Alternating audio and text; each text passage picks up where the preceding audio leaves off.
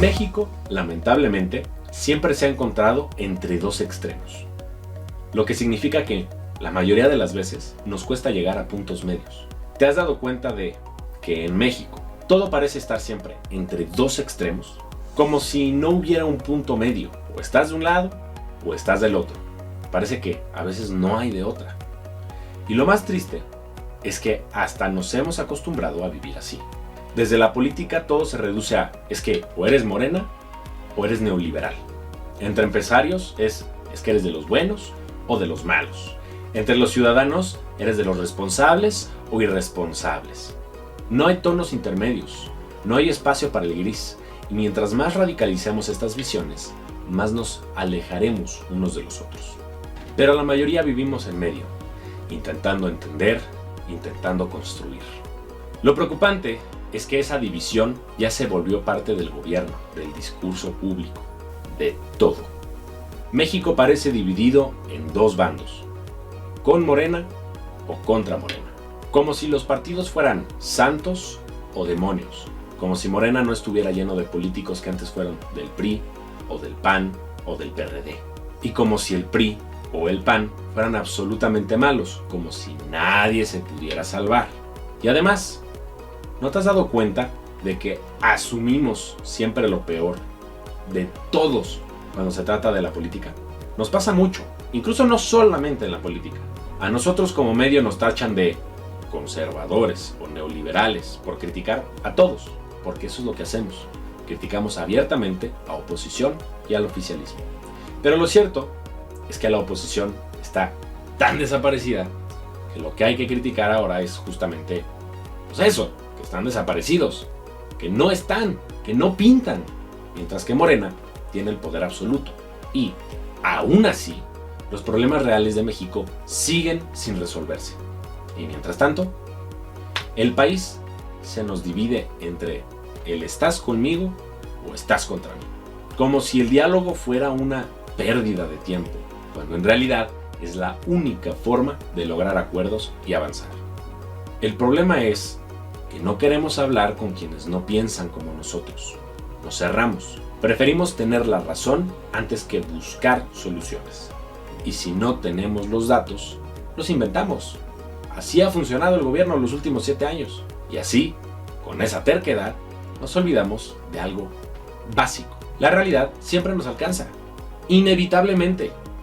Vivimos en la era de la tecnología, la conectividad, la información. Pero como sociedad, estamos totalmente desconectados. Nos peleamos por tonterías, por ideologías, por etiquetas, en lugar de cooperar para resolver lo que en serio nos duele a todos. Si tú eras de los que se quejaban de que el PRI o el PAN robaban, también tendrías que quejarte de que Morena roba, porque nadie ha explicado por qué el hermano del expresidente ahora tiene 14 ranchos de la nada, o por qué Noroña viaja en vuelos privados, si el salario de senador no le daba, o cómo tantos políticos de Morena se están enriqueciendo con sueldos que no les dan para ese nivel de vida. Si antes criticabas la inseguridad de Calderón, también tendrías que quejarte de la inseguridad de hoy. Sí, hay una ligera baja, pero seguimos igual de vulnerables.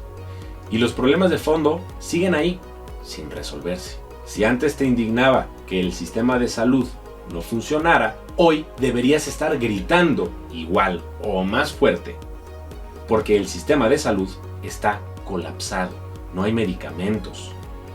Los médicos siguen sin derechos laborales, sin salarios dignos, sin el equipo suficiente para hacer todas las operaciones y movimientos que requieren los pacientes.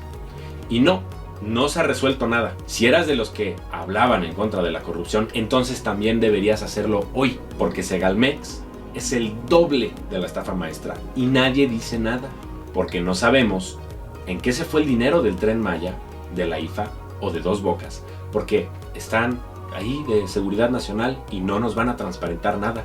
Y tampoco sabemos a dónde se fueron los recursos de los fideicomisos, que hoy podrían estar salvando vidas, porque además nunca se demostró que había corrupción. Pero si antes te quejabas de la injusticia, también hoy deberías hacerlo más, porque tenemos una corte con ministros sin experiencia, que ahora gastan mucho más que nunca, aunque ganen menos en sus sueldos, gastan el quíntuple en asesores.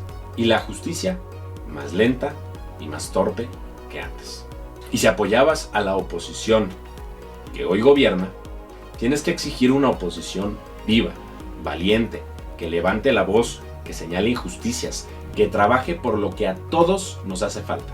Si te quejas de que no hay trabajo suficiente, entonces apoya los negocios locales. Ayuda a que las pymes crezcan. Dejemos de ser malinchistas con lo que nosotros mismos producimos, porque también está en nosotros, no solo en el gobierno. Y lo sé, no es fácil. Hay tantas cosas que a veces parece imposible, pero me duele pensar que México todavía no tiene la madurez política para construir esos puntos medios de diálogo. Porque esto no es un tú o yo, es un tú y yo. Un diálogo por el bien común. Deberíamos trabajar juntos como mexicanos, no como enemigos que compiten por tener la razón. Porque todos vivimos los mismos problemas. Todos. El gobierno nos está fallando a todos. Y la oposición también. Entonces, ¿qué sigue? ¿Seguir peleando para ver quién tiene la razón? ¿O empezar a hablar de lo que México necesita de verdad? Porque si no nos sentamos a dialogar, si no buscamos que todos tengamos las mismas oportunidades, nadie las va a tener. No hay soluciones mágicas. Y seguir peleando entre nosotros no va a arreglar nada. Hasta que entendamos que lo que vive uno, también lo vive el otro. Que somos hermanos, tal vez no de sangre, pero de raíz y de cultura. Porque todo mexicano, sin importar de qué lado esté, vive los mismos problemas. Y mientras no nos pongamos de acuerdo, nada, absolutamente nada, se va a resolver.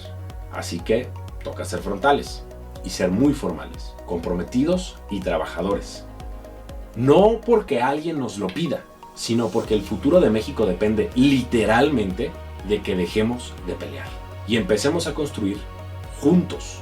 Cada vez que tú pienses que tienes la razón, cada vez que tú creas que la pelea es más importante, piensa, ¿a quién le conviene que tú y yo estemos peleados? Porque te lo adelanto, ni a ti ni a mí nos conviene, y a México tampoco. Así que recuerda, prepárate, infórmate, influye.